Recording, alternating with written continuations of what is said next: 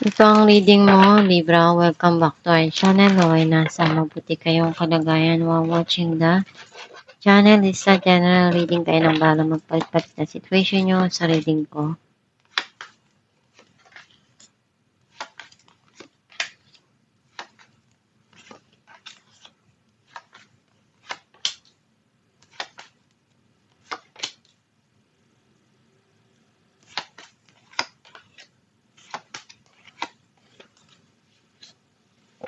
At the bottom of the deck, Six of Wands. I feel like ang sense ko na energy mo, nandun yung unti-unti kang nagsasucess sa mga pangarap mo at dun sa goal mo. Nagiging masaya ka sa kung ano yung nararating mo ngayon sa buhay. Ang mensahe ng card mo, nakita ko na meron kang darating dito na clarity dun sa situation or may tao na gustong makipag-usap sa'yo.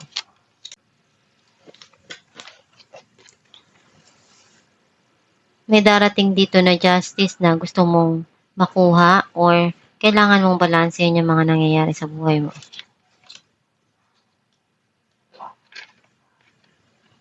Sobra yung pagmamahal nitong tao na to na gusto niyang ipakita at ipatama sa'yo.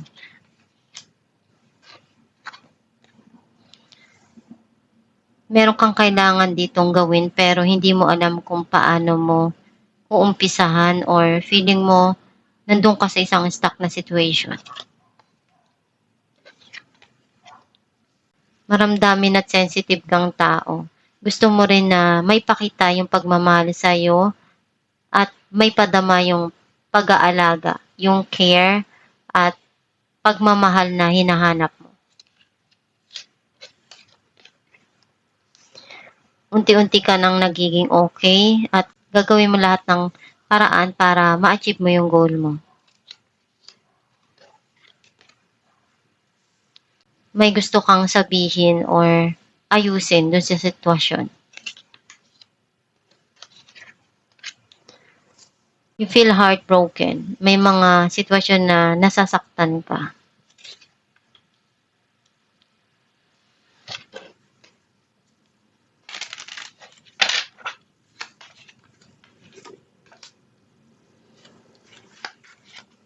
Kung ano yung kailangan doon sa sitwasyon, gagawan mo ng paraan yon at kung anong kailangan na maibigay mo, ibibigay mo. Meron ditong magandang balita na darating at kung ano yung hustisya na hinahanap mo na matagal na, may bibigay na yun sa'yo. May mga bagay na nagpapalungkot sa'yo or nagbibigay ng stress. Or itong tao na to, sobrang kalungkutan niya ngayong nararamdaman. Kung ano yung pagmamahal na gusto mo maipakita, hindi mo alam kung paano mo yun gagawin or ipaparamdam dun sa mga taong mahal mo.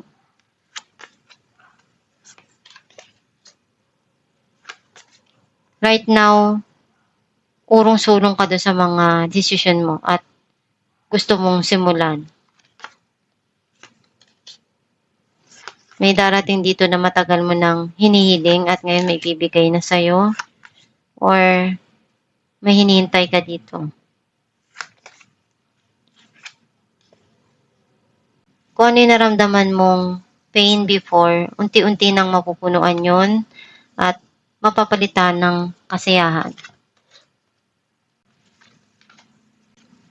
Itong past person mo, gusto niyang sabihin kung ano yung nilalaman ng isipan niya at ipaliwanag kung ano yung mga nangyari.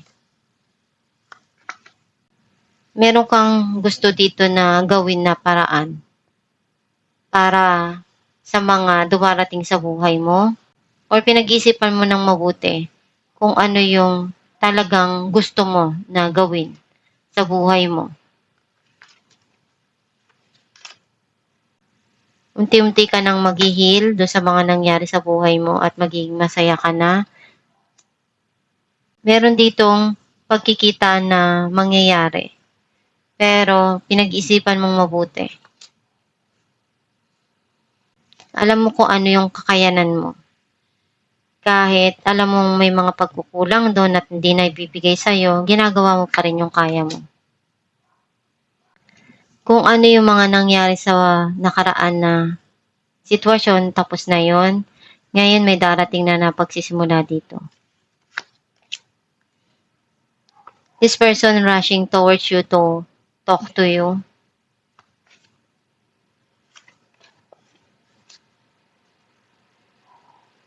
May mga nangyari sa buhay mo na you feel betray at sobra kang nasaktan doon.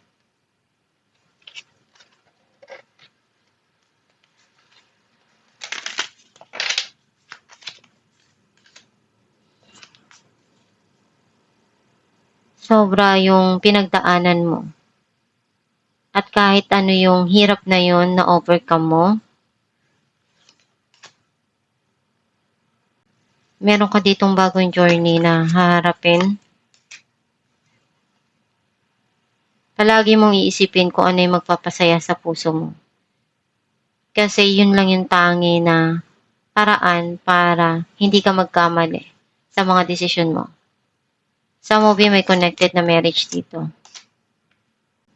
May mga time na gusto mo munang mapag-isa at nalulungkot ka kasi gusto mong gawa ng paraan yung mga nangyayari sa buhay mo at ibigay yung desisyon doon pero hindi mo alam. Kaya gusto mong i-communicate yun doon sa mga mahal mo sa buhay. Or itong taon na to na galing sa past, iniwan ka bigla-bigla, hindi man lang nagpaalam, or may nangyari dito na sitwasyon na nagkaroon ng silent treatment. Alamin natin kung ano mensahe para sa'yo.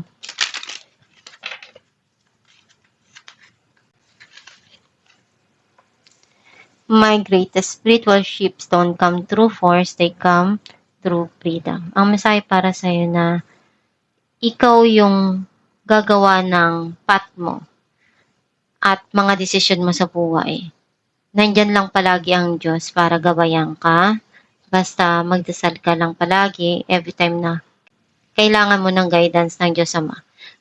And ihiling mo sa Kanya na tulungan ka sa mga pinagdadaanan mo and i-manifest mo ano yung gusto mo mangyari sa buhay mo, i-attract mo, maging positibo ka sa mga pananaw at iniisip mo. Kasi yun din yung darating sa'yo. Kung ano yung ginagawa mo at nilalagay mo sa isipan mo, iyon din yung darating sa'yo. Basta magpakatatag ka at tibayan mo palagi yung loob mo sa mga nangyayari sa buhay mo. At itong yung reading Libra, kung nakaresonate ka, kindly comment down below. Thank you for watching. Guys, meron po tayong binibenta na Aram Herbal Oil na makakatulong sa sumasakit na ugat o kumakati na varicose vein sa kamay man o sa paa. Ipahid sa gabi bago matulog at i-massage. And nakakatulong din siya na mag-fade ang iyong varicose vein. Ipahid 2 times a day at i-massage araw-araw. Gawin mo ito araw-araw para mag-fade yung varicose mo. Kapag masakit yung kamay mo, pwede mo rin siyang ipahid sa gabi at i-massage mo para pagising mo sa umaga, marirelieve na yung pain na naramdaman mo. Pwede kayong umorder sa Shopee or sa Facebook. Meron po tayo dong page na Star Shines. I-message nyo lang yon or mag-check out kayo sa Shopee.